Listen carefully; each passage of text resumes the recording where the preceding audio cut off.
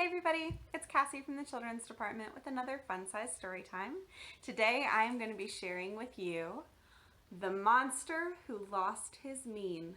This book is by Tiffany Haber and illustrated by Kirsty Edmonds and is shared with permission of the publishers Henry Holt and Company. Monsters are a spooky bunch, a scary, hairy group.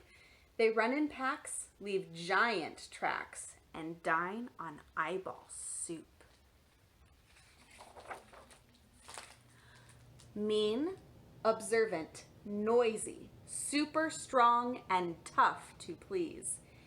Envious, remarkable, a monster's all of these. Here's something interesting that we're going to talk about more later. These words, start with M here, and then O, then N and S, T, E, R. What does that spell? Well, it spells monster. One day, a monster's M went missing, gone without a trace, and every M is custom made, the kind you can't replace. Do you have something one of a kind that you can't replace if it gets lost? How do you think this monster must feel? So now he's just the onster, and the teasing never ends. Not only has he lost his mien, he's lost his monster friends.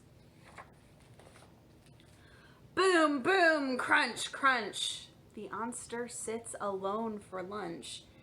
Boo-hoo, sigh, sigh.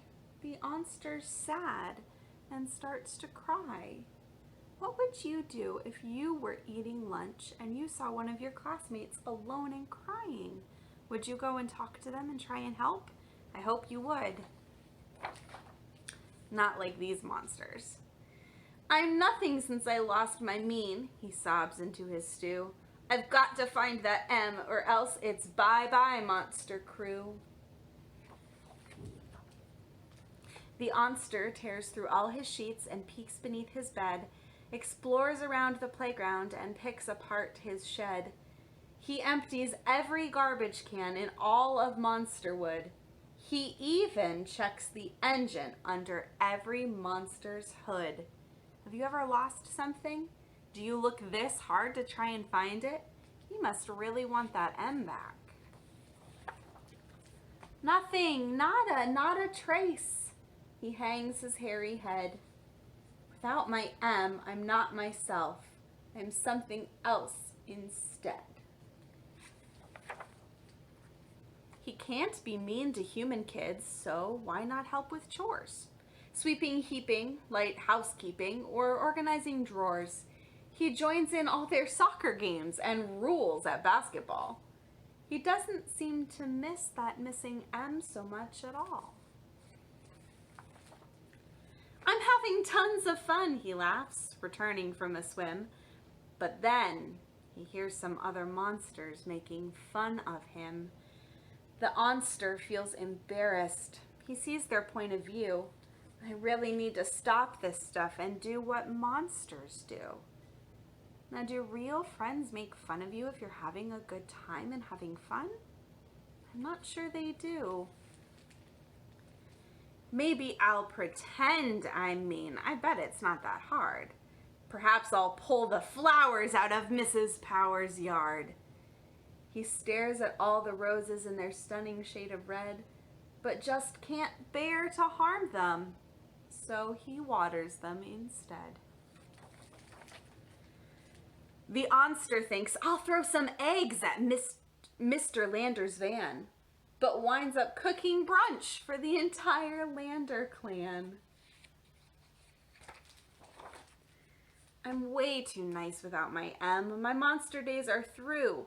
I just don't fit in Monsterwood. I'm not sure what to do. He sadly heads on home again with teardrops in his eyes. He swings his front door open and is greeted with, surprise! Look at this! All the kids in the neighborhood are here at his house to throw him a surprise party. Look how happy he is. A party in his honor. The onster's eyes grow wide. His name and picture cover every empty space inside. And they've made him a sign that says, "You're the coolest onster in all the world." How great is that? I'm not a monster after all, the onster comprehends. I may have lost my M, but then I found amazing friends. Boom, boom, pow, pow. The onster waves and takes a bow. Let's have 3 cheers. Hip, hip, hooray. He's happier in every way. That is great. He found some real friends who appreciate him and who help him get along. Now here's a really great activity that you can do with this book. Remember how we looked at that word monster and we saw all of the words that they used to spell it? They're all listed here on the back as well. That is actually a kind of poem. It's called an acrostic poem, where you take a word and you write it down the side of your paper, and then you come up with some other word for each letter or phrase that describes whatever it is you're talking about. So lots of times we do this with our names, and that's what I've done. I made one here, and as you see, it's got my name down the side, C-A-S-S-I-E, spells Cassie. And then I came up with a word to come across from each one that I feel describes me. And so I have C is for creative, A is for amazing, S is for smiling, the other S is for sensitive, the I is for imaginative, and the E is for enthusiastic. Thanks so much for joining me today. Have a great day.